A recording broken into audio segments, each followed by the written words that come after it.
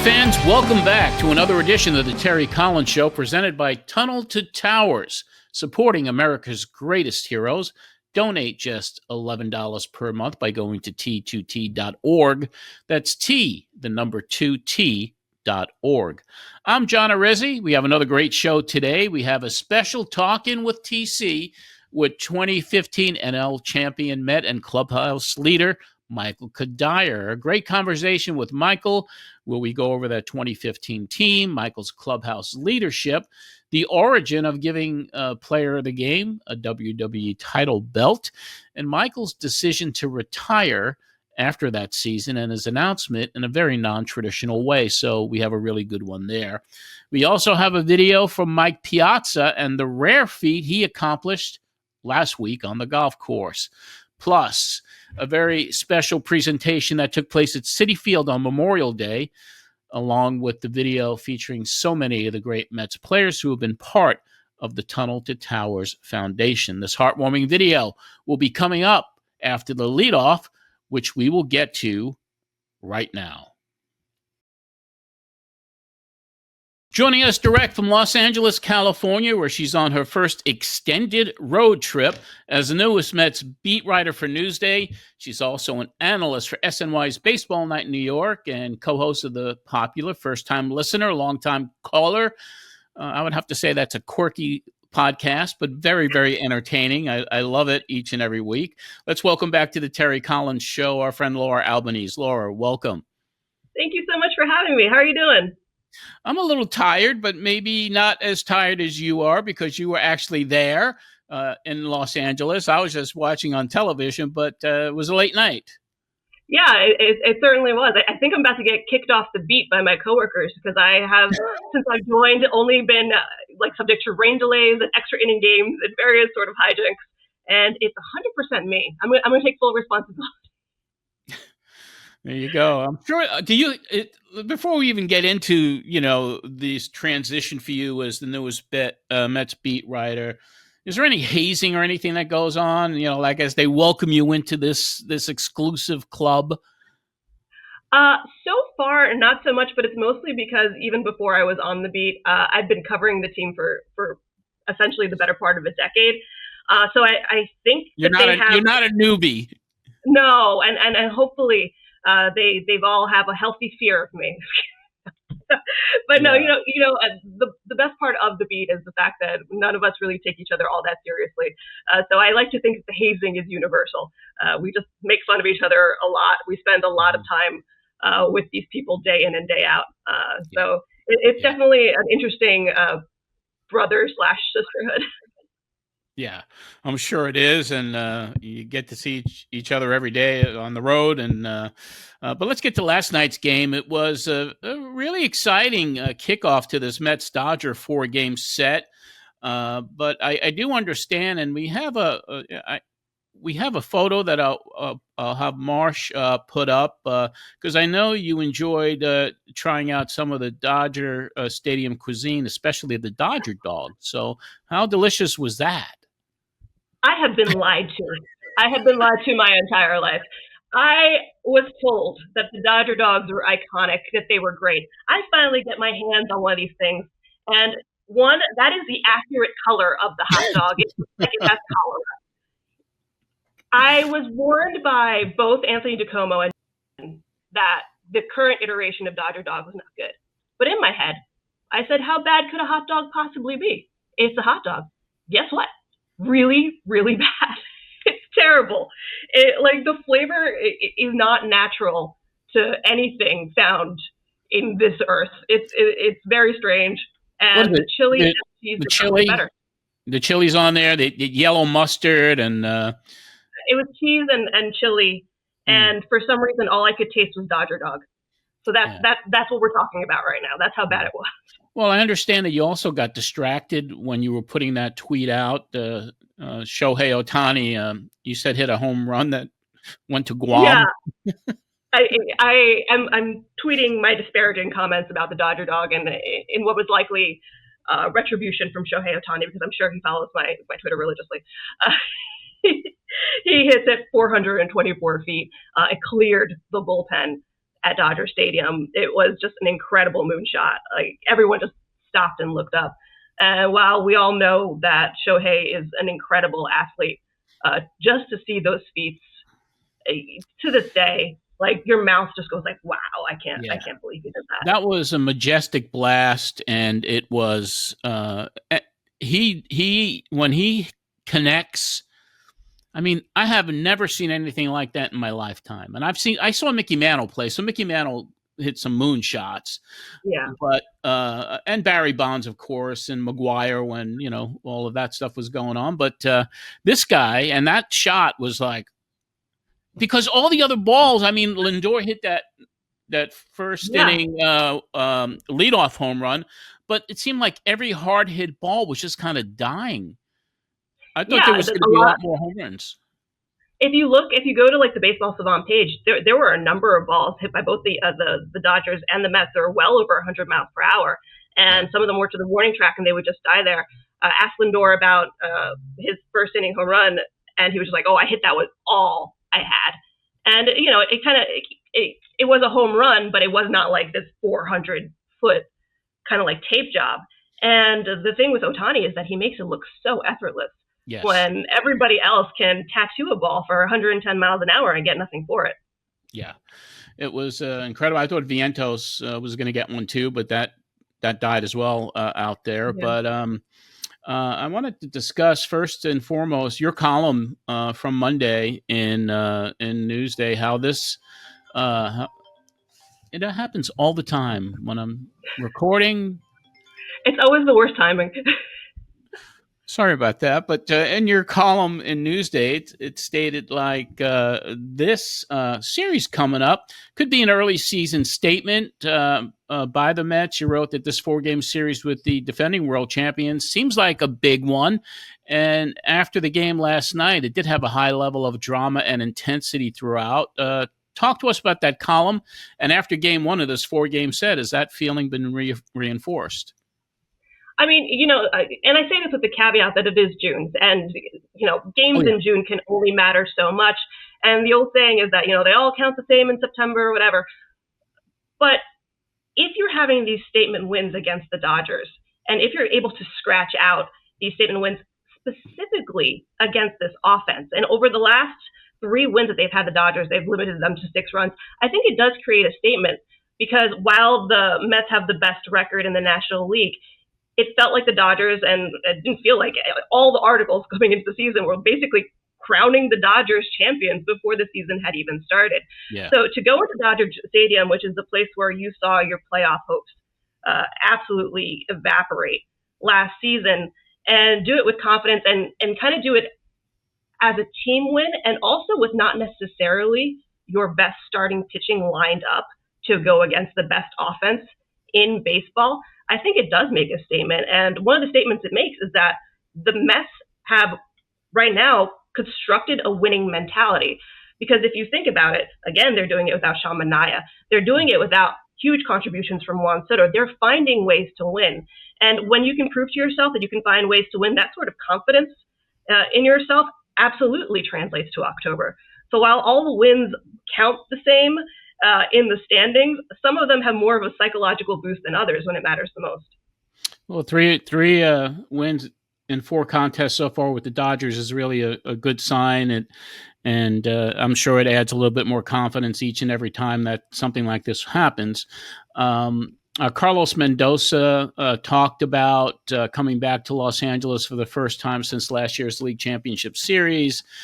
Somewhat of a sour taste. This is coming from your column once again. Some mixed feelings, but they're not looking back, obviously.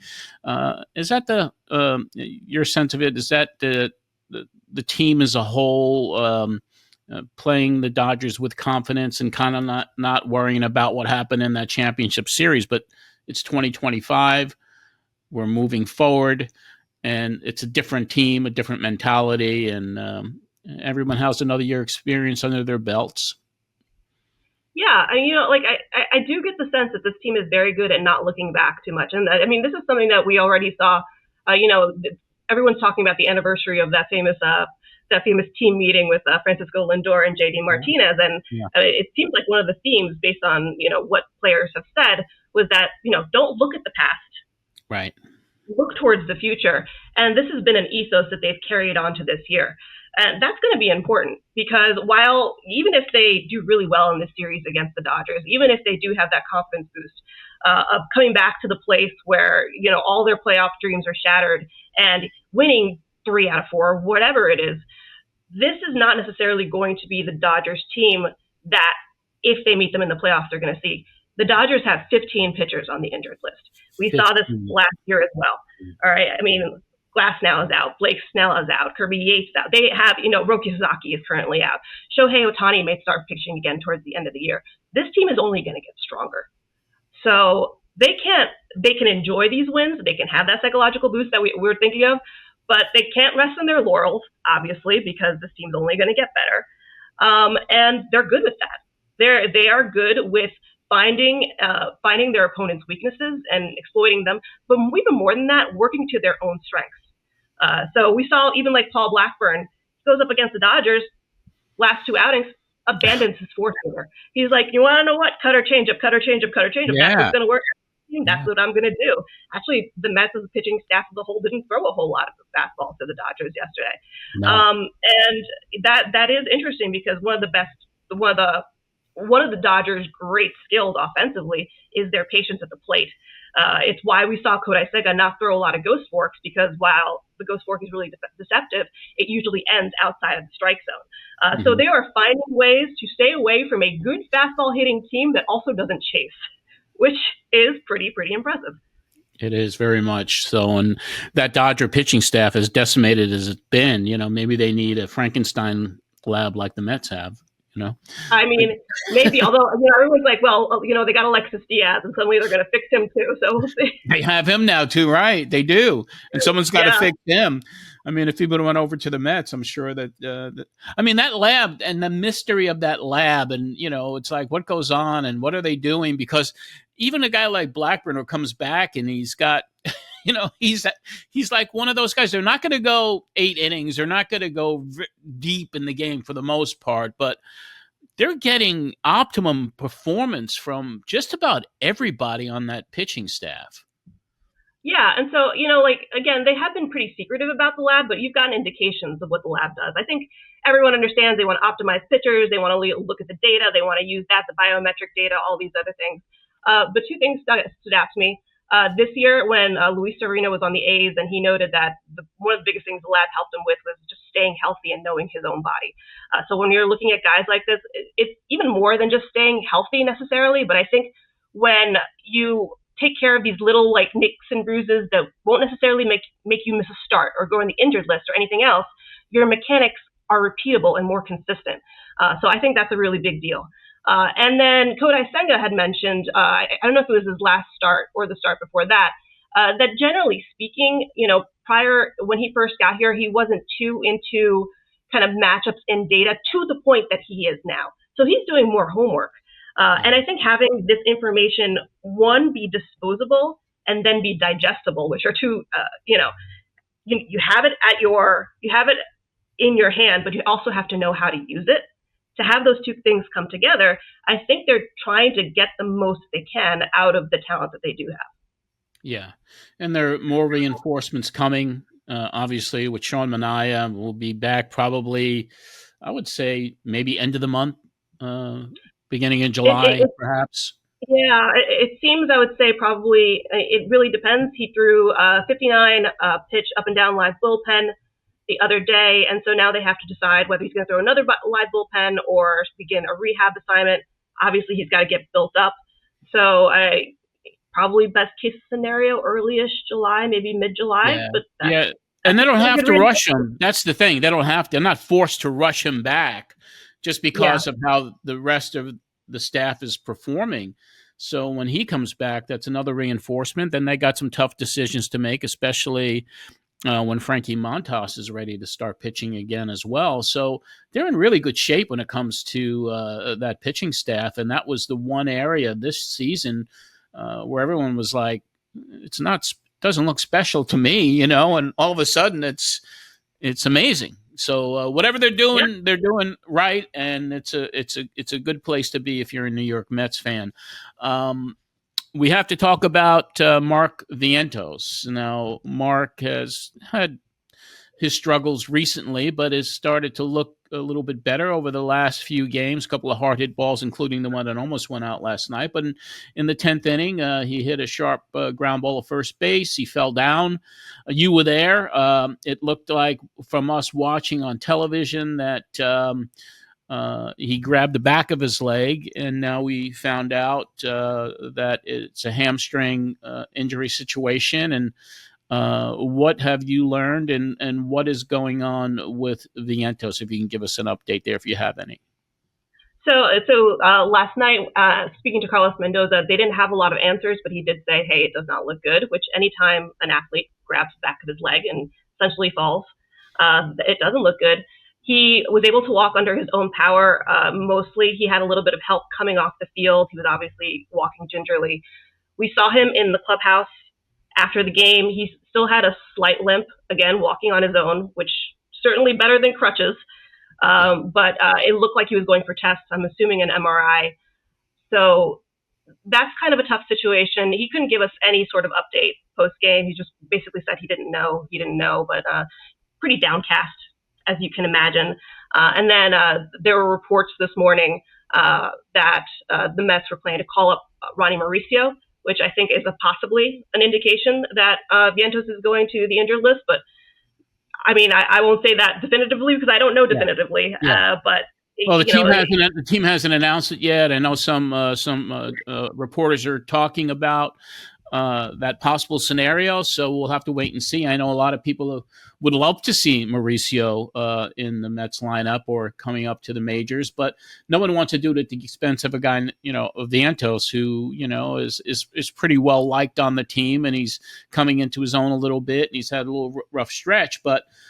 With that glut of infield, at least the Mets have backups they could, immediately call in to replace an injured player. So that's another part of their depth, which is probably the envy of some teams out there.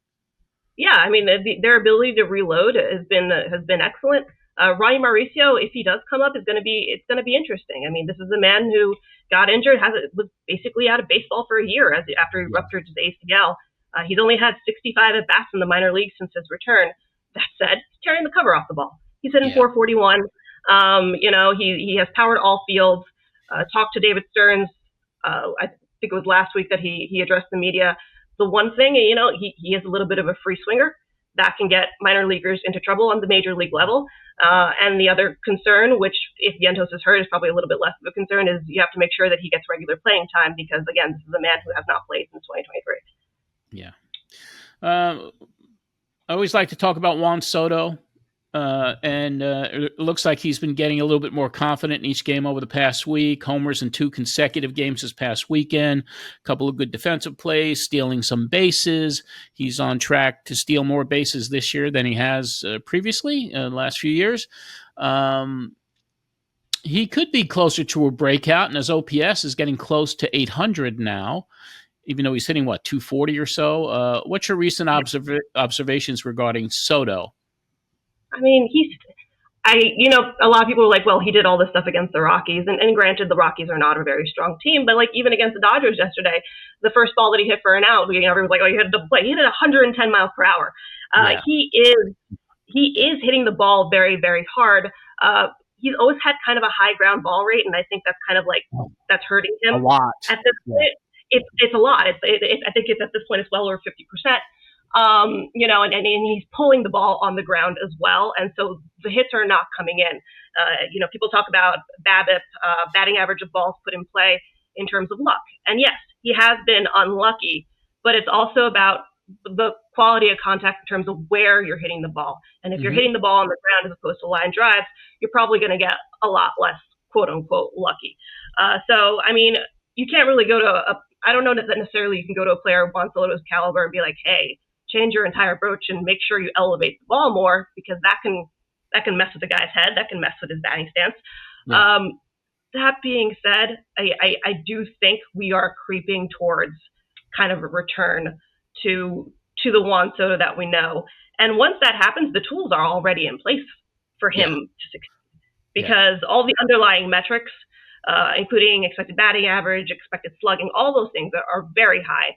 And I looked it up, and the differentials between his expected average and slugging and his actual batting average and slugging are some of the biggest in baseball. So the gap between what is actually happening and what probability says should happen is huge. And eventually, because this is a game of averages, those two numbers are going to come a little bit closer together. Yeah, I watched the game yesterday, and Steve Gelbs from SNY had a really interesting stat that he brought up about Soto's in-game adjustments. His OPS first time through the order is 358, which is fourth lowest in the league. And then it jumps to 888 in the second time through the order, which is 45th best in the league.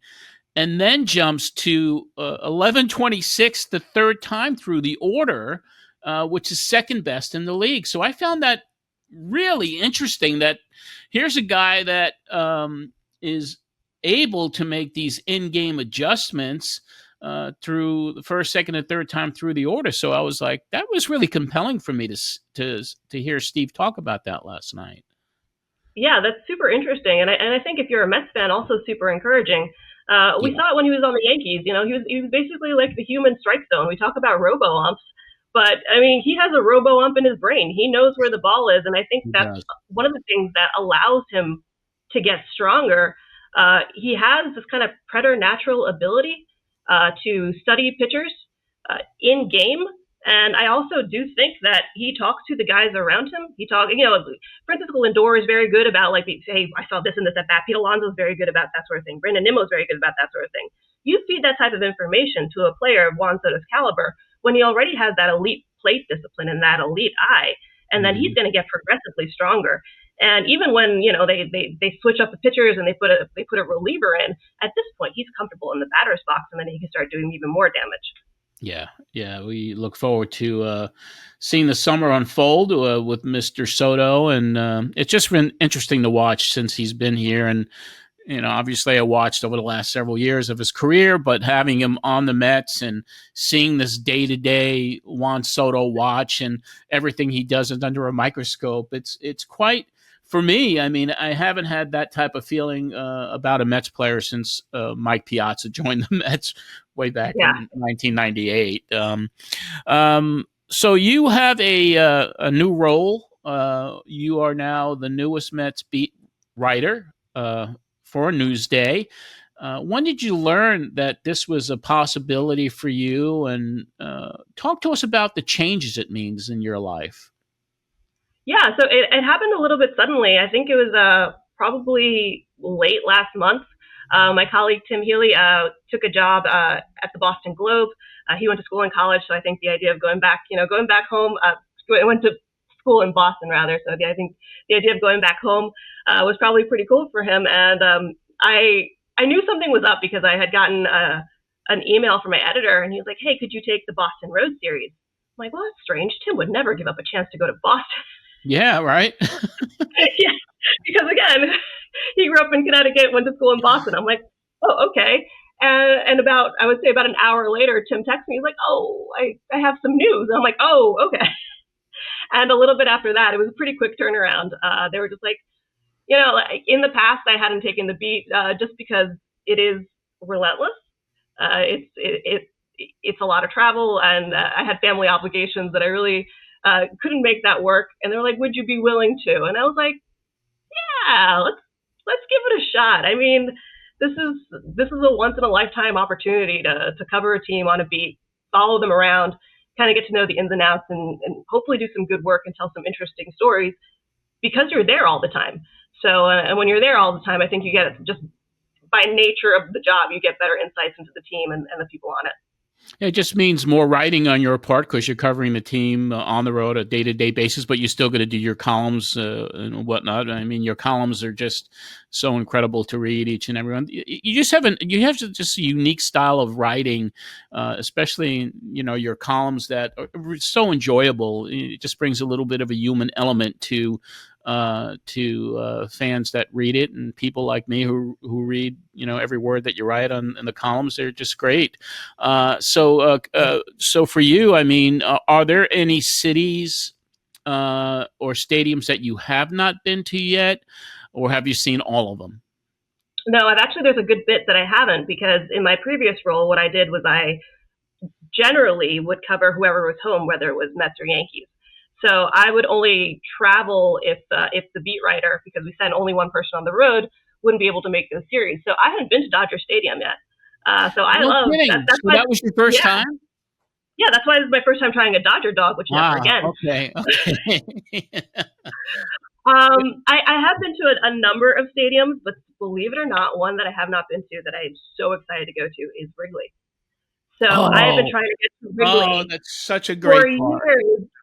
And the issue being that since I cover baseball, I could never take time off during the season to actually go watch a Cubs game on my own. Yeah. But the Mets go there at the end of the year, so that's going to be one off the bucket list for me. Yeah, it's such a one.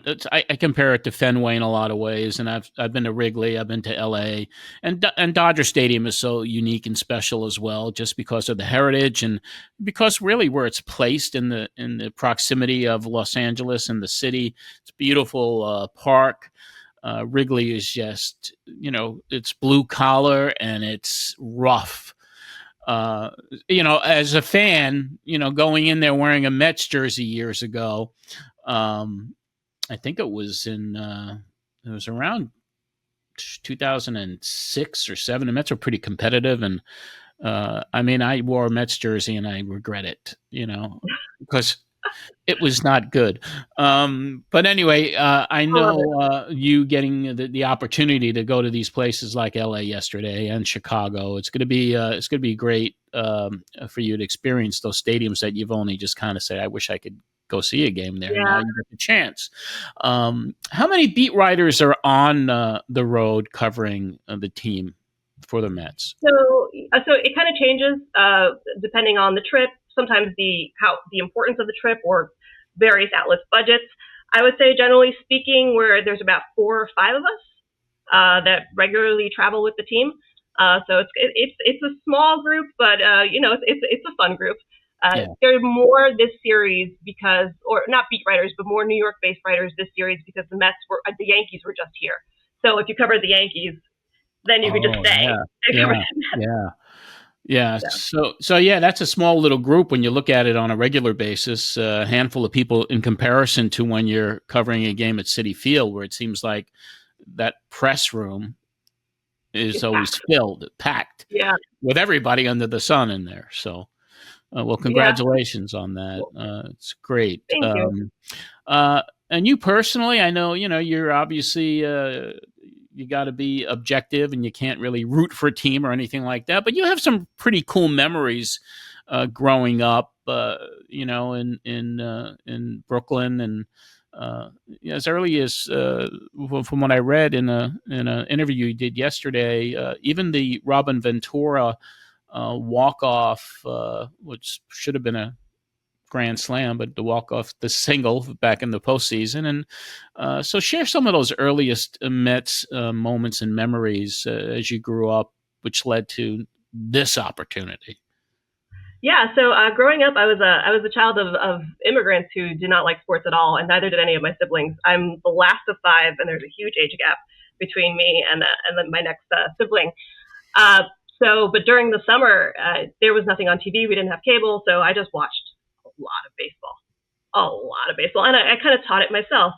And then eventually, my 2 of my sisters got married, and one got married to a Met fan, and one got married to a Yankee fan.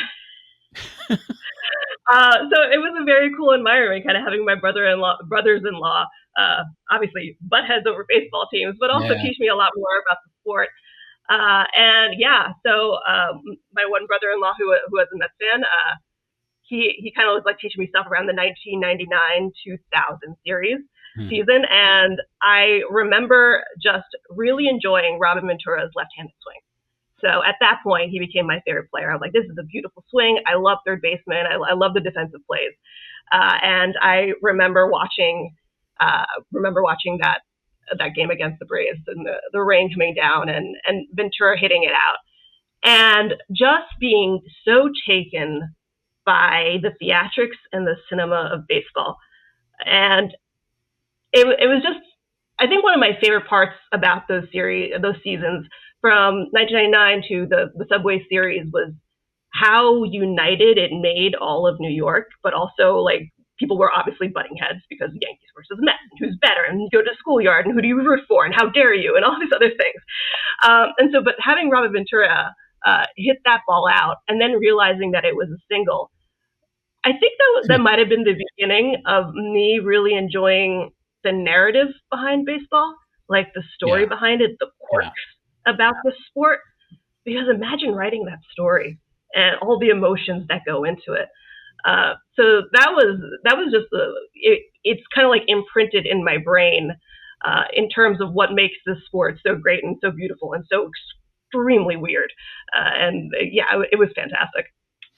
Yeah, there's great stories there, especially when you remember something like that home run. And for me, it was just kind of like back in the '60s, seeing Seaver almost pitch the perfect game.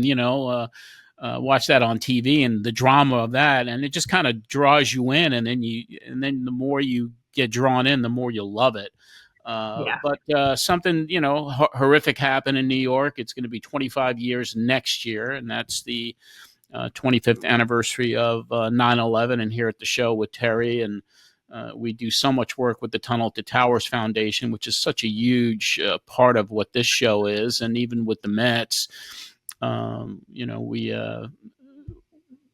helped them get ball players for their PSAs, and they did an on-field presentation Memorial Day by giving a mortgage-free smart home to an injured vet. So we love what they do. But going back to that time, 9/11, and that Piazza home run on September 21st, what is your 9/11 story? Because obviously you were watching, you were deeply embedded in the team, and obviously lived in New York. So if you don't mind sharing, that 9/11 story and what that Piazza home run then eventually meant to you. Yeah, I was fairly young, and when 9/11 happened, my brother worked in the adjacent tower, World Trade 3, and for a while we couldn't get in contact with him. And I remember being in school, and I was in chemistry class, and they would call people down to two separate rooms, and I later found out one was a room for people who were grieving, or people that potentially had lost people in 9/11. And one was a room for your parents came to pick you up. And I got called down, and I remember my chemistry professor asking, "What room is it? What room is it?" I had no idea what any of this meant. And then I told him, he's like, okay. So my brother ended up being fine. He ended up being okay, but obviously lost a lot of people. And I just remember in the days after that kind of being in this numb space of just the world is never going to be the same. And in that time, it was, people call it a distraction, and sure, baseball is a distraction. But frankly, like so many of us, and especially younger kids, we just needed something to kind of give us just a little glimmer. Not that things are going to be okay, because things were never going to be okay after that, but that, there was something to hold on to, something that could make us smile again, something that could make us happy again. And it felt in that period of time that like no one was ever really going to laugh again.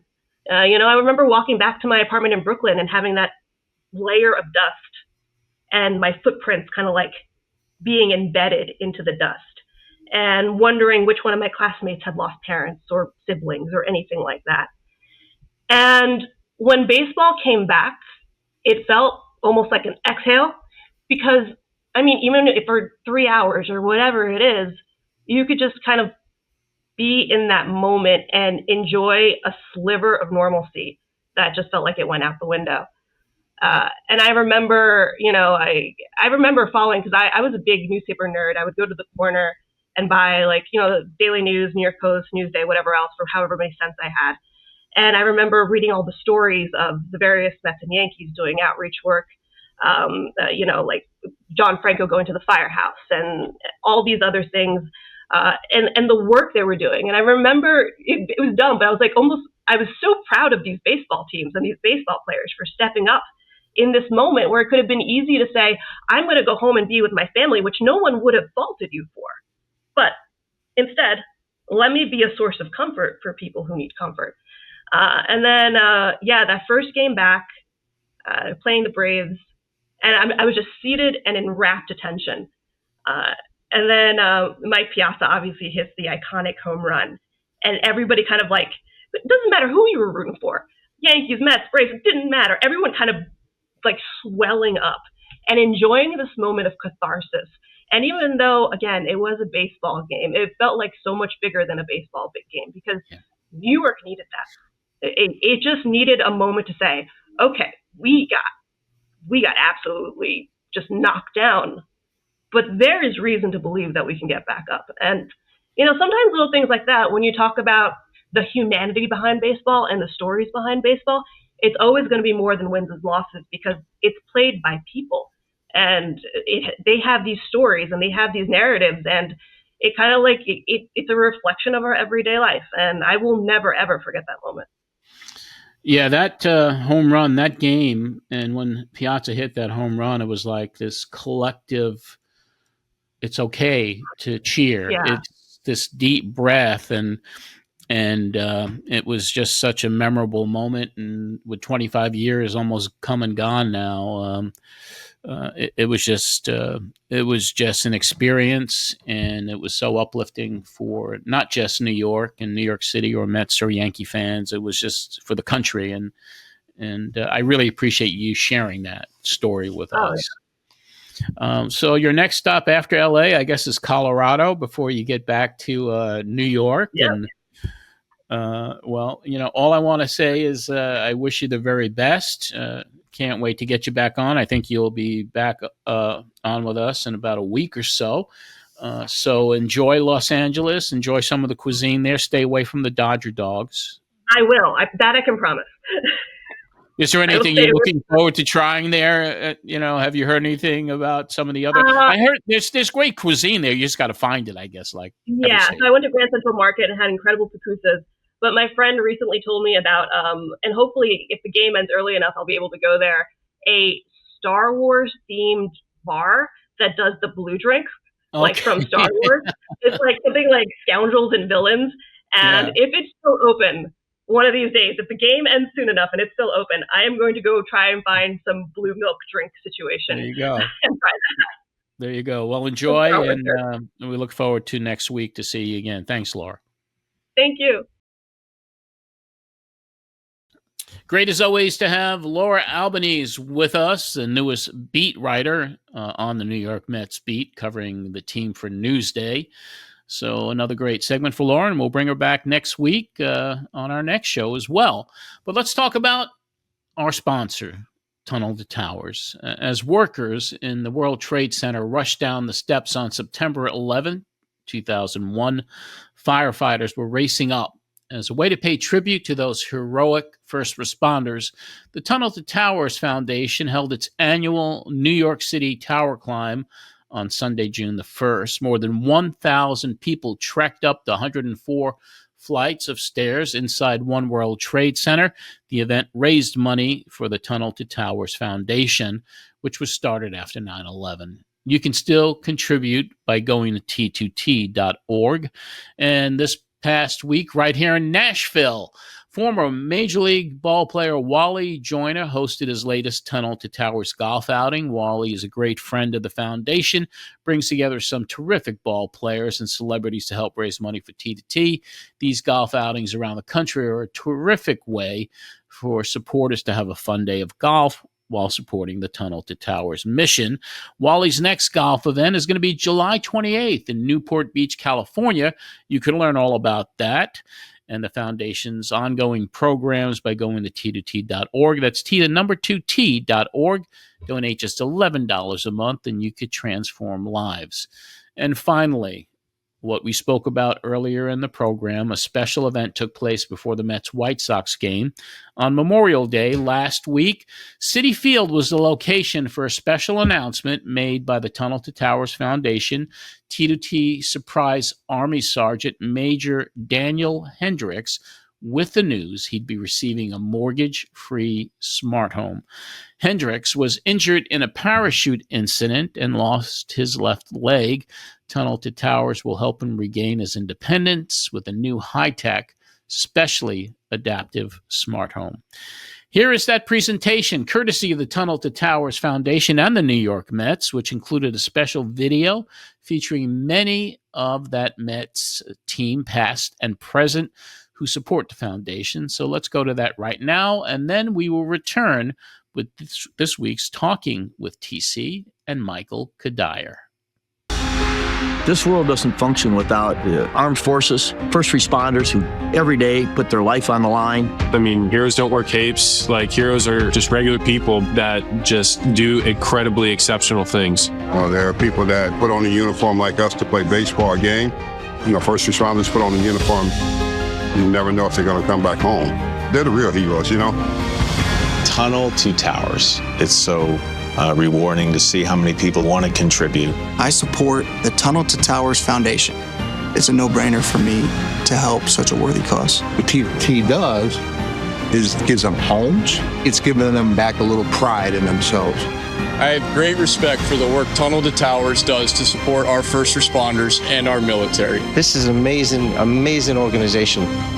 Let's go Mets. And let's help. And let's help Tunnel to Towers. Tunnel to Towers. Let's do good together.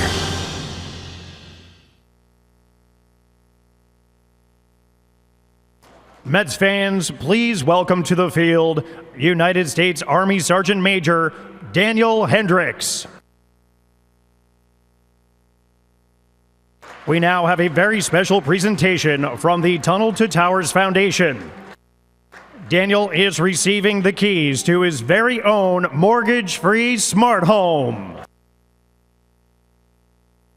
Making the presentation is Tunnel to Towers Foundation Chairman and CEO Frank Siller, as well as Steven Siller and Jake Siller. Accompanied by New York Mets pitcher Sean Manaea.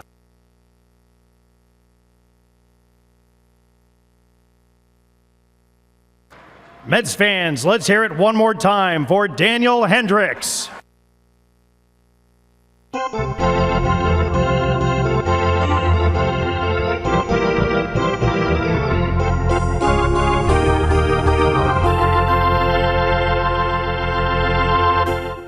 On today's Talking with PC, we bring on one of Terry Collins' favorite players who he often mentions on this show and always talks about his leadership on the 2015 National League champion New York Mets.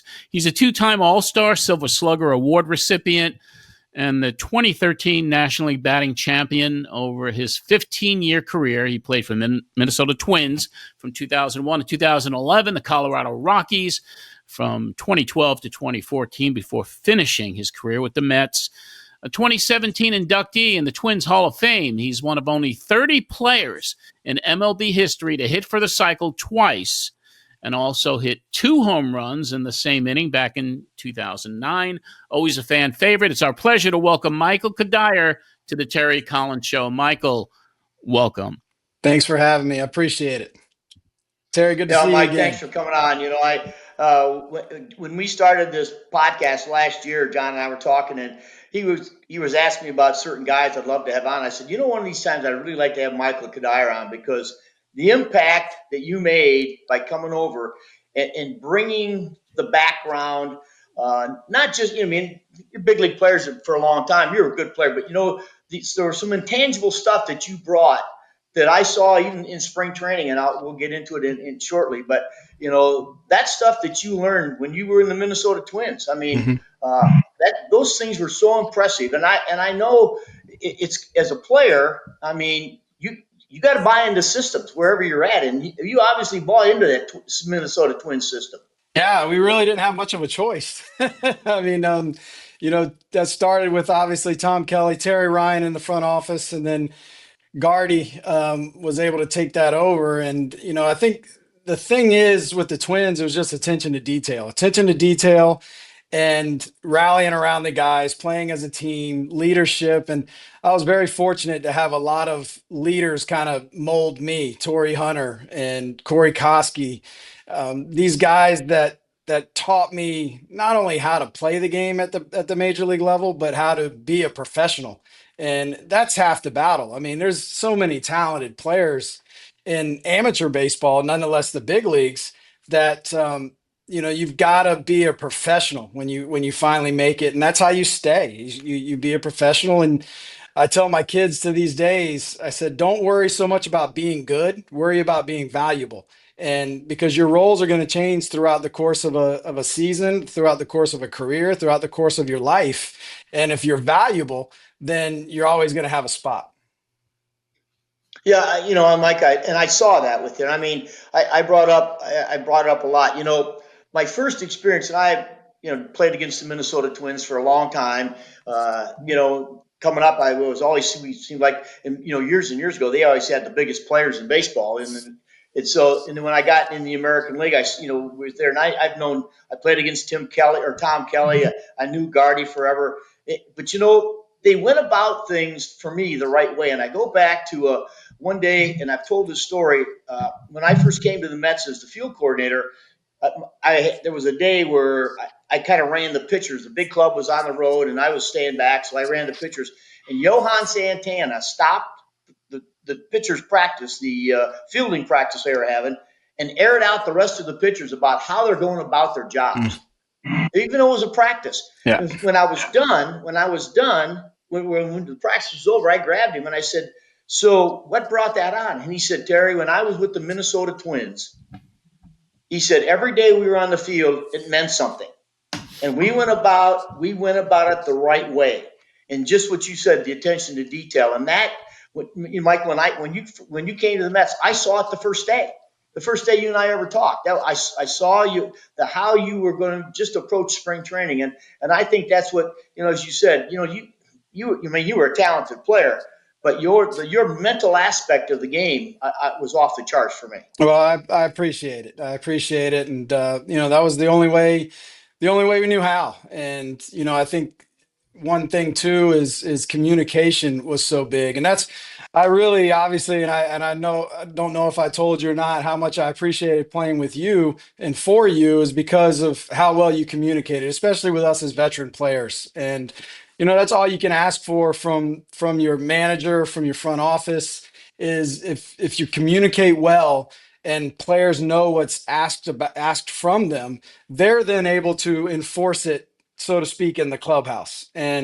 But without that communication, without that clear sense of what the goal is and what we're trying to accomplish, it makes it tough for a player. And I think from the get-go that season in 2015, I think the one thing that I really wanted to make known was that these guys are good. I mean, our pitching staff was lights out. Our players that we brought in, Sandy bringing in the players that he did and the leadership that he did, and obviously what happened in the middle of the season was tremendous as well. But from the get-go, I wanted it to be known that we don't need to be shocked when we're in the position that we're going to be in. And the more you believe in yourself, the more you're going to accept those situations that you're in.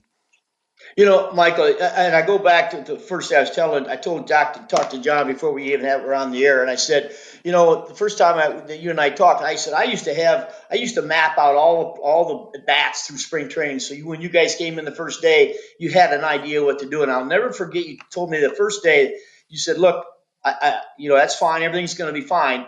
But the last two games I play in spring training, I want 4 ABs. Do you remember this? Yeah. And I said, really? And you said, yeah, because when I start the season, he said that if I haven't had those 4 ABs, that first game, that fourth time up is hard. It is. And Michael, I use that after you. I heard that from you. I have probably used it on 50 players about getting late, because all of a sudden it's getting you into spring training and they're actually looking for a little time off. They've been on the field every day for a couple of hours and they've gotten some at bats and they're thinking, give me a day off towards the end.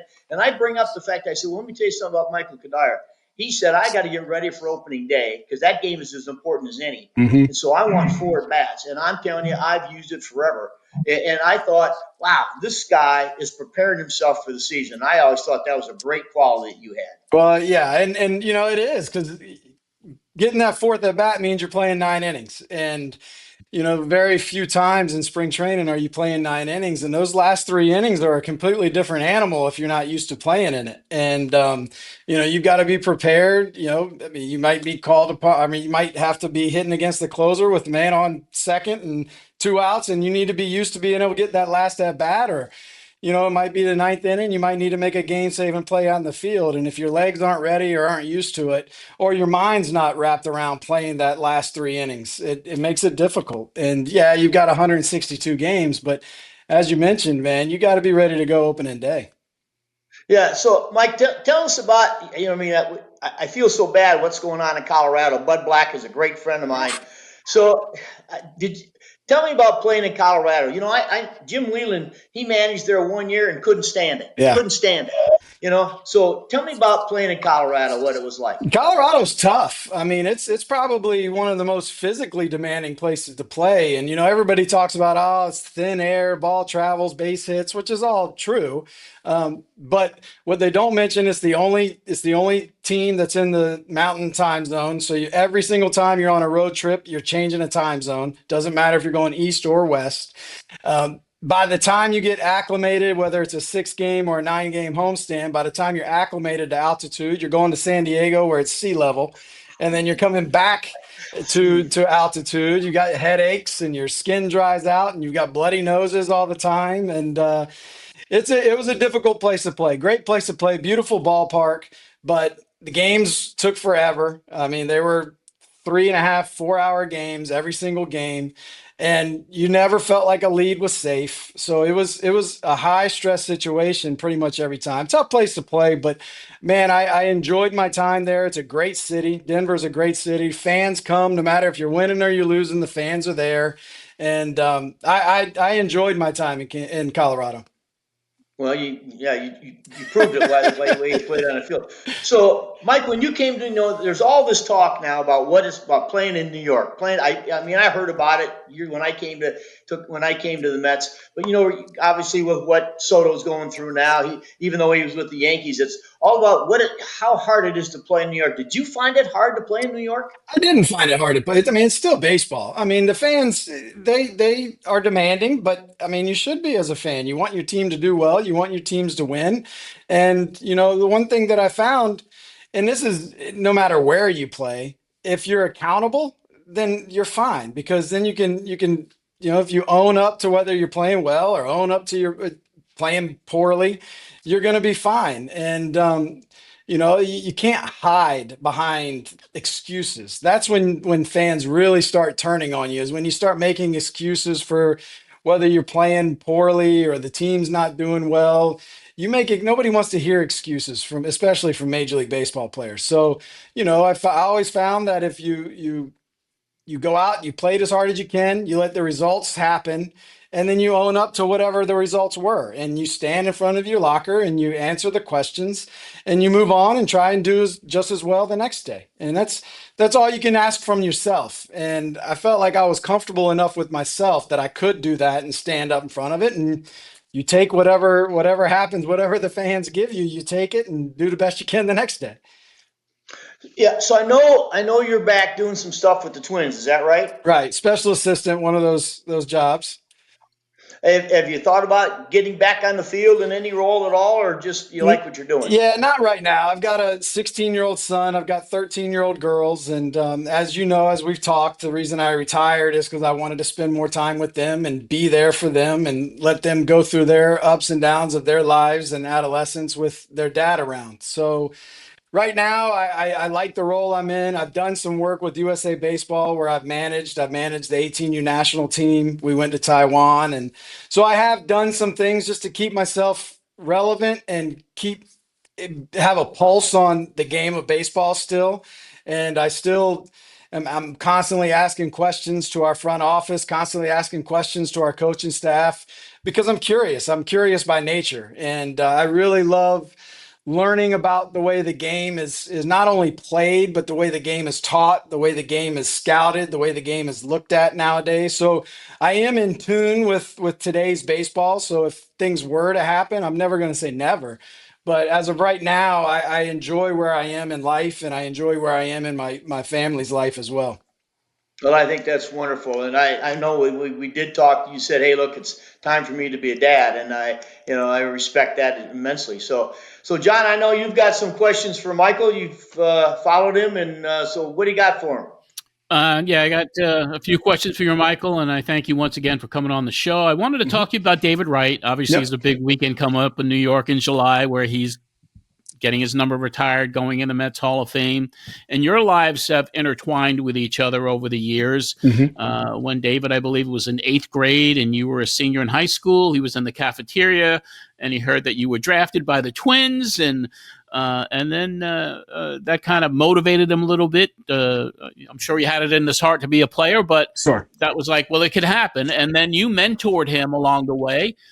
And then years later, after you developed a great friendship with him, he was an advocate for you to come to the Mets in 2015. So talk to us about that lifelong relationship with David Wright. Yeah, I mean, I'd known David briefly as kids. You know, like I said, I think the first time I ever met him or seen him, he was probably 10 years old. There was a coach here in Chesapeake, Virginia Beach area, Virginia, that his name was Townie Townsend, that kind of ran clinics and camps and really taught the kids in our area just the love and passion for the game of baseball. So I'd seen him there. And then obviously once I was drafted, I never was around for his high school career. But then once he was drafted, you know, we kind of struck up a friendship. And I think he gives me way more credit than I deserve as far as those early years. But that's David.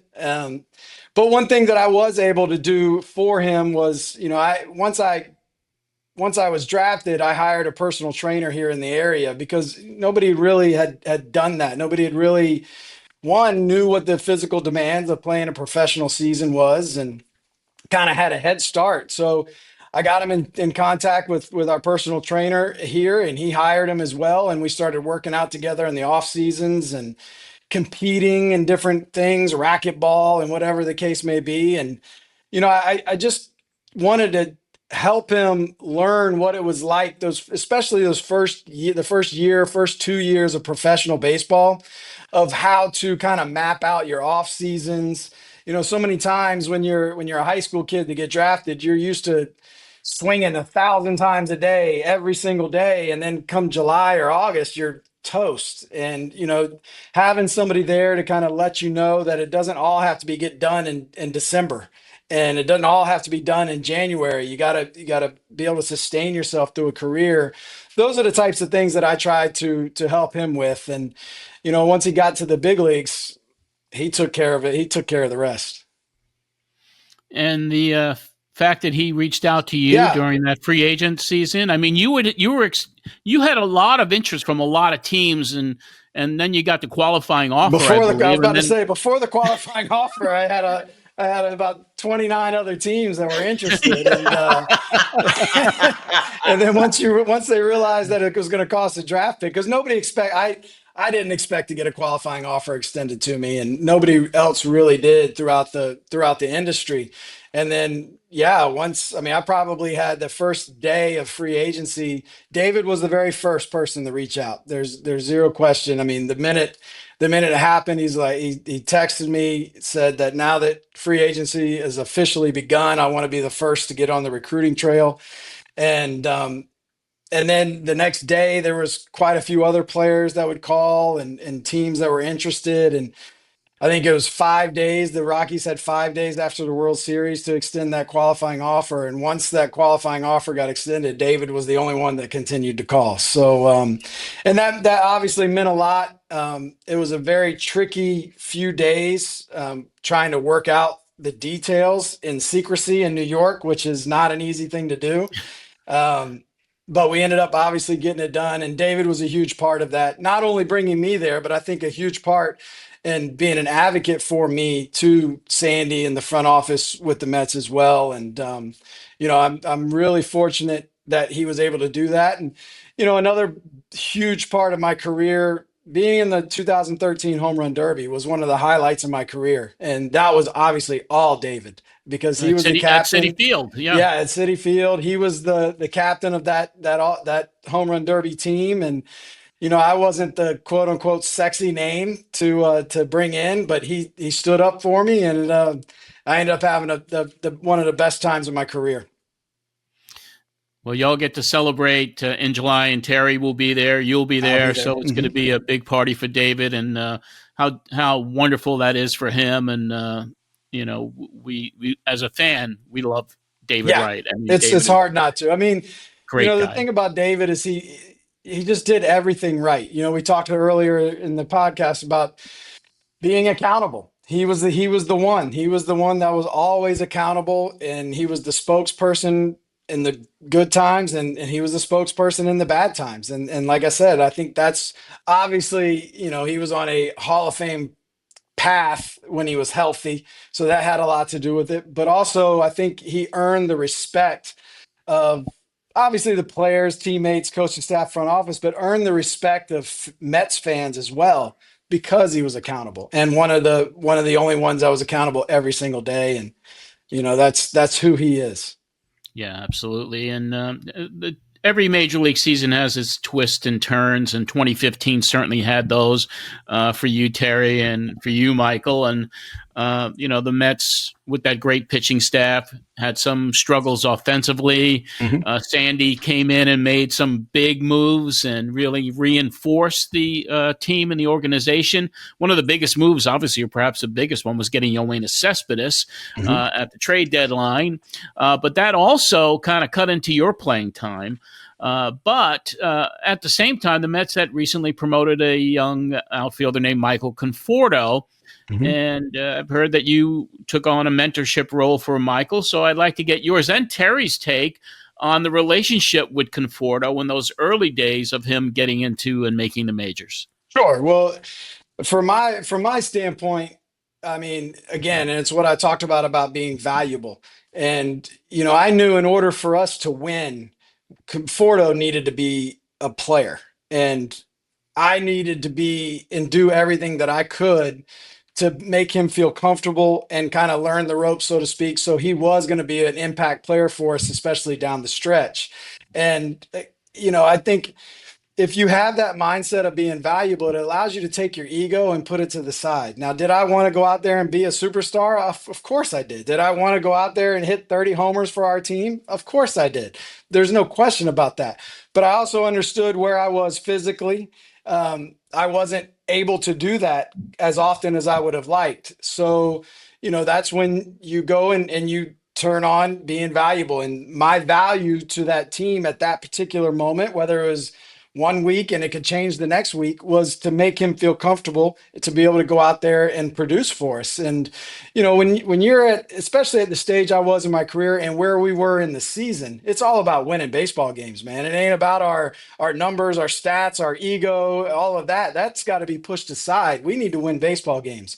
And the best way for us to win baseball games in a particular game was Cespedes hitting fourth and Conforto hitting in the lineup and driving in runs and doing what he needed to do. And if I was called upon to pinch hit, I was going to do the best I could to go out there and get a knock for our team. And we were able to do that quite a bit there in that last stretch. Yeah, there's no question about it, Michael. And I'm going to just bring this up because I know next year, you retired, and I had a conversation in 2017 with Michael Conforto about, hey, look, he's his third year in the big league, third year in the big leagues, and it was time for him to start to take on a little bit of leadership role. And I called him in my office and said, look, I want to talk to you about maybe being a little bit more assertive in the clubhouse. And the first name he brought up was you. First name, he said, well, Michael Cuddyer, when he was here, used to talk to me about being accountable and this and that. He said, I don't think I'm ready for that kind of a role yet. He said, I'm still trying to establish myself as an everyday player still. Because, you remember in 2016, Mike, we had to send him down. Yeah. He got off to a great start. We sent him down.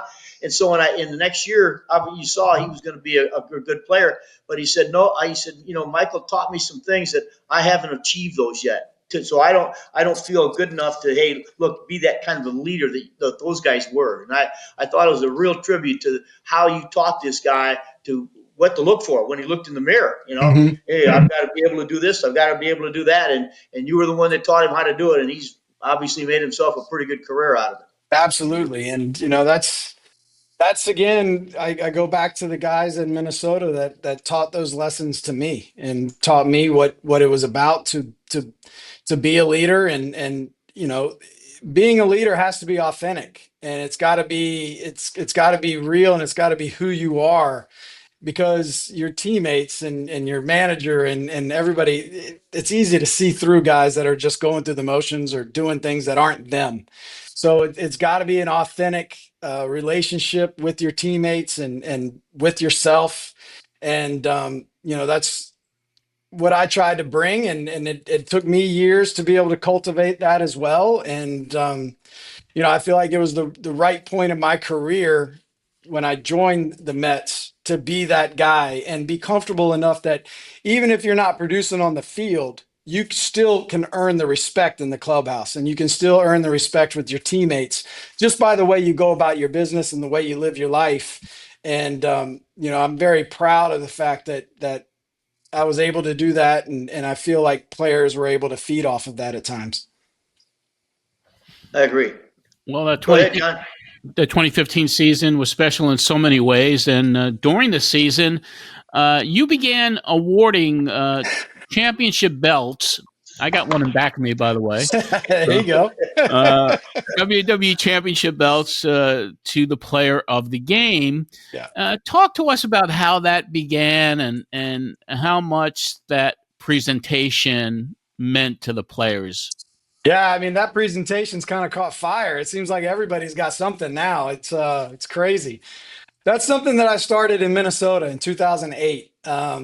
I was on the DL, and Terry, as you know, when you're on the DL, you're not outcasted, but you feel like you're outcasted. And I wanted to figure out a way. I broke my finger, so I knew it was gonna be an extended amount of time that I was gonna be on the DL. So I wanted to figure out a way that I was still going to bring value, still feel like I was a part of things. So I started in Minnesota. I started giving out a game ball, and it wasn't the guy that necessarily went 3 for 4 with a homer and 3 RBI or something like that. It was who had the biggest impact in that win that night. And it could have been a reliever that came in through one pitch, got a big out. That person could have gotten the game ball. And, with us and the Twins, and we kind of rallied around it. And I saw how much that we rallied around it and continued to do it the rest of my career in Minnesota. I did it in Colorado. And, we were sputtering a little bit early in New York. And I felt like it was the right time. But every team is different. I didn't feel like our team in Minnesota, in New York, a game ball was going to really hit well. I mean, I didn't think they were going to really care about getting a game ball or whatnot. So I actually was talking to Kevin Plawecki, and everybody in that clubhouse were big WWE fans. I wasn't, but for whatever reason, some of those guys were. So I told Pla, I said, you need to find us a belt. And he ended up finding us a belt, got it customized, and it came in. And the first few days I did it, everybody's kind of looking around the clubhouse like, what is this guy doing? And I think we won like 4 or 5 games in a row doing it, and it kind of caught fire. And, what was cool is toward the end, I mean, Fred was coming in for the presentation. I mean, we had the media, the Mets media was coming in. Everybody wanted to be part of that post-game celebration. And when the new guys came over, I remember Juan Uribe, he loved it. And at the very end, when we ended up clinching in Cincinnati, I actually got a picture in my office. It was a cool moment because I was able to present the belt to the whole team. And once I presented that belt to the whole team, the champagne popped, and it was a really, really cool experience. And again, it's something during the season because there's so much monotony in a major league season, so much of the same thing over and over and over. And there's so many times when you don't get to celebrate because there's so many losses. I mean, every team's going to lose 60 games. Doesn't matter who it is. You're going to lose 60 games. So to be able to celebrate the wins and be able to celebrate the contributions that guys that, relief pitchers that maybe don't get recognized very much, to be able to celebrate the jobs that they did during that game, everybody kind of takes hold to it, and it just brings us a little bit closer. And, we ended up having fun with it, and it was a good time. And I think it's a tradition that still continues. I mean, well, that's great to hear. That's great to hear, because it is fun, and it's fun to be celebrated. It's winning a Major League Baseball game is not an easy thing to do. So you need to celebrate those wins, and you need to celebrate those good times, and the good moments that players have. Those need to be celebrated, because there's a lot of times when you're not celebrated. Yes. Well, you have somebody who is the star of this show, Mr. Terry Collins, who obviously was your skipper. And what I like to do is ask our guests that come on, what was it like being managed by Terry, and what is your favorite TC story? Well, I think, like I mentioned earlier, the communication for me was a huge impact. Like you said, Terry, how you mapped out spring training. I'd never had a manager say, look, you're going to have a day, you get to pick the day, or maybe it was 2 days, where you don't come to the field. Like, you spend time with your family, do what you need to do. You get to pick those days. And I'd never had that. I was like kind of taken back a little bit. Like, you mean I don't even have to come in? Like, nope, you don't come in, you take that day. And, and then throughout the course of the season, the communication that we had, I always knew the day before if I wasn't going to play. And that, being a veteran player, somebody that had to prepare the way that I prepared to play that day, knowing that I could kind of back up my preparation to maybe now I prepare to pinch hit in the seventh or the eighth instead of having to prepare for that starting pitcher that night was huge. It was huge for me, and it was something that was very impactful, and it gave me then the freedom to be honest with Terry. Communication during the middle of the season, he was always upfront with me about the playing time and respected the fact that, you got a lot of managers, some managers who, you just don't play for 3 days and there's no explanation or anything like that, which is fine. That's the manager. But the way that Terry communicated things, it made it easier for than me to be able to communicate with him about and be honest with him about how I felt going through, whether it was my knee or my elbow or whatever the case was. Those were very impactful for me. Is there one moment from your time with TC I think that one in spring training where he told me I didn't have to come in and I got to pick it was huge. That was it. That was very cool. Very cool. I got one more question for you. We appreciate your time, and then I'll throw it back to Terry. I wanted to ask you about your retirement announcement. You had signed a 2-year deal with the Mets, decided to retire after that first year was over with. Actually, giving money back, which is kind of unheard of anyway. But you made the announcement in a very non-traditional way, writing a pretty heartfelt column in the Players Tribune. That column, Play Hard and Dream Big, was published on December 12, 2015. I would invite anyone watching or listening to this show to read that, because it was just an amazing goodbye letter, so to speak, to baseball. Tell us about the decision to call it a career and why that column was the way you decided to share the news.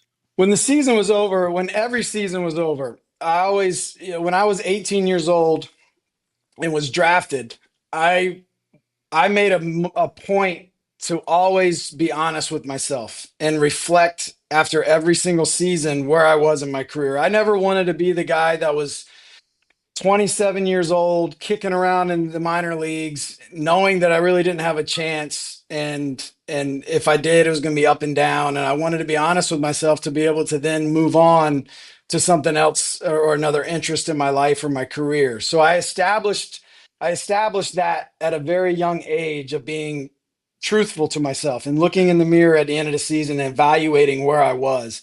And I broke it down into 3 categories: physical, mental, and emotional. And at the end of the year, every year, I always had 2 of those 3.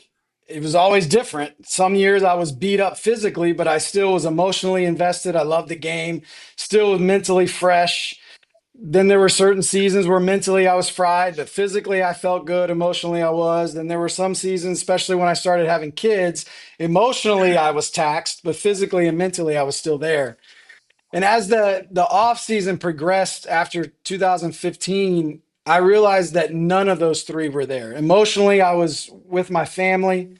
Mentally, I was fried, and physically, I was staring. I had double core surgery at the end of the season. I was staring at a lengthy rehab process, and then had to get myself ready for 162 games. And I just made the decision at that point that the opportunity cost wasn't there for me to come back. It wasn't going to be fair, number one, to myself to just kind of go through the motions that last year, which then wouldn't have been fair to my family when I was going to be gone for the 8 months that I was gone. And then it wouldn't have been fair to the Mets organization and to the Mets fans if I wasn't fully there and fully vested in all three categories. And that's when I ended up making that decision to retire. And the reason I picked that avenue, one, the Players Tribune was just getting started. And it was a way for me to tell the story. It was a way for me to thank the game of baseball. And when you thank the game of baseball, you're thanking people. You're not thanking the sport, because the sport's going to go on. The sport's going to continue to survive. But it's the people within baseball that I wanted to thank. I wanted to thank my teammates. I wanted to thank the ushers, the ticket takers, the babysitters that watched our kids. I wanted to thank our managers. I wanted to thank my coaches from the moment I was 18 years old till the moment I retired. I wanted to thank my teammates. And I felt like that was the best way for me to dictate the story and tell the story in my own words, and be able to kind of break it in that way. And I felt like that was a great spot. And I appreciate you saying the kind words about the story, because there was a lot of thought and emotion that went into writing that. And, it was kind of like a love letter to the people that, that allowed to make me the player and the human being that I was. Well, it was certainly an emotional, and if you're a baseball fan or fan of the New York Mets or fan of yourself, reading that was something so unique. So that's why I had to bring it up, because I had never really seen anything quite like it before. So it was an amazing thing to read, and I invite anyone to check it out. Just Google it. I mean, just go Michael Cuddyer and retirement letter, and it pops up. So anyway, I'm going to turn it back to TC. It's a pleasure. It's an honor. I appreciate to it. talk to you today, Michael. Well, Michael, I'm going to let you get back to your family and whatever you got going today. And just to thank you for coming on. I've done this now. This is my second year, and I'm getting, had a birthday yesterday, and all of a sudden the time's passing me by fast. So it was great to have you on, and I can't wait to see you in July at David's event. And, I go back to when the last game that he played when you were there. You and I sat and watched the game, and I've always enjoyed our conversations and everything, and respected you as a player. And certainly was an honor and a pleasure to have you on the show today. I appreciate it, TC. Thanks for having me. And I follow you on your broadcasts. I follow you on the podcast. You're doing good things, and I appreciate the knowledge that you bring to the fans as well. So it's fun to watch and fun to listen to, and I appreciate you having me today. All right, guys. Thanks, Tal. Talk to you soon. Thank you. Terry, that was so great to have Michael Cuddyer on with us today, and he was everything you said he was going to be. Yeah, there are guys you run into in life, certainly in professional baseball. Here's a guy who was a great player, and never took anything for granted. And when he came to the Mets, I had heard about him, I didn't know him, and what a pleasure it was to have him on the club. He, that in 2015, he made a huge impact in that clubhouse and made that team tick. Yeah. Well, it was great to have him here. And Terry, before we wrap up another edition of today's show, do you have anything coming up, and any appearances up in New York? Anything going on that you'll be traveling again soon? Yeah, I'm going to be up in New York. I'm going to. I think there's been a good day of announcement, but I'm going to go speak to a New Jersey high school at a baseball dinner next week, and looking forward to that, certainly. And then it's starting to get to be hot and rainy down here in Florida, John. So Yeah. I'm going to try to get back up north where I can play a little golf. So there you go. And I know you'll be up there for the David Wright ceremony, and that's going to be such a big party that weekend. So we'll look forward to that, and we'll be obviously talking about David. And it looks like we're also going to get him on the show here again to talk about that. And we want to thank Jay Horowitz first and foremost. Before we leave today, Jay's just such a great guy, and he's so helpful, and what a great friend of this show and of yours, and what a great guy. But now it's time for our weekly Tunnel to Towers segment, where we highlight a hero T to T is honored, or feature a story with a current or past New York Met. This week, we have the special story of our own Terry Collins and his involvement with the foundation. So let's go to that right now. This world doesn't function without the armed forces, first responders who every day put their life on the line. When they retire, when they leave, no matter what's wrong with them, there's somebody there that's going to take care of them forever. And what Tunnels is trying to do to get these veterans help, the $11 a month that's asked, that's not very much money. And yet when you see what it's building, it's off the charts. When you see the response when they walk in and tell some family this house is theirs forever and ever and ever, that builds out of their life. Beautiful. Oh, cool. Little girls, I'm going to have her own room. That's the part that really warms your heart. And here's a guy, he can say something now and the lights will come on, in the smart home, and it's amazing. When I ran the race, I didn't know what to expect. 3, 2, 1. Crowds and crowds of people at 6 o'clock in the morning. The people that ran the race, they loved it. They loved every second of it. When you come through that tunnel, when you go down in it and you run through all those kids from West Point, that's the future of America you're running by. When you get through that tunnel and you come up the other side, the ROTC from the high schools and the firemen and the police that line it and cheering you on, and the adrenaline just rushes to the point. That's why I said, I'm going to finish this. It's one thing when you're just got a t-shirt and gym shorts on. It's another thing when you're carrying fire gear. I just think it's one of the greatest acts of heroism. The only thing he knew is that he had to get there and help out. That drove him, I'm former Mets manager Terry Collins. The Tunnel Towers Foundation is very important to me, and I look for ways to try to support them any way I can. You can support their cause as well by donating $11 a month. Go to t2t.org. Let's go Mets, and let's help Tunnel Towers. Such a great video featuring TC. Before we talk about next week's show, we have a very cool Mike Piazza moment that happened last week to share with all of you. Now, while everybody knows Mike Piazza was an elite baseball player, he holds the record for most home runs as a catcher in Major League Baseball history. We didn't know about how good he is on the golf course. One of the rarest feats on the green is a hole-in-one. Well, at Liberty National Golf Course in Jersey City, New Jersey, a few days ago, Mike got to celebrate a hole-in-one. Let's go to that great moment right now.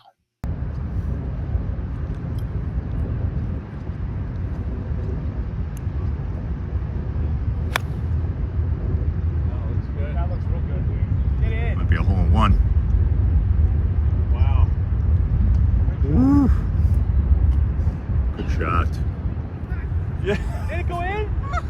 It went in! Oh my God. Are you kidding me? Holy shit. Here we got it on video. Oh my gosh. Are you kidding me? Oh my God. You got that on? I got it on video. I got it on video. Holy shit. He's gonna buy a. He's got. Joe, he's buying. Check it. Hole-in-one, baby. Sure that's not my ball? Bring out the chain. Bring out the hole-in-one chain. Drinks for everybody. Oh. That's No amazing. Coral though, it's too expensive. Amazing. Such an exhilarating moment for Mike Piazza, and of course he's had so many great memories and moments in his baseball career, and now he could put this hole-in-one to add to his fabulous memories of his life and careers. Well, next week on the Terry Collins Show, we've invited the founder of the 7-Line Army, Darren Meenan, to talk about baseball's #1 fan club, with the Army, not just showing their support at so many games each year at Citi Field, but their road trips across the country, their merchandise, and how it all evolved, and how the 7-Line Army takes over all over the country following the New York Mets. And of course, they have a daily presence with their own store at Citi Field. So Darren Meenan will join us on our next show. That'll be a lot of fun. We want to thank all of you for the likes, the views, the shares of this show. Please keep it up and give us a 5-star review on Apple Podcasts if you can, and subscribe to the show on all the audio platforms, and especially the one you listen to on this for this show. Your support by liking and reviewing the show helps a great deal. You can also subscribe to the Terry Collins Show at our YouTube channel. Go to youtube.com/The Terry Collins Show. All of the past 2 seasons episodes are on the channel, and our special videos and video highlights of all the guests that we've had on over the past 2 seasons. That'll wrap up another edition of the Terry Collins Show. We want to remind you to check out Amazing Conversations with Jay Horowitz, a New York Mets podcast hosted by the foremost Mets historian.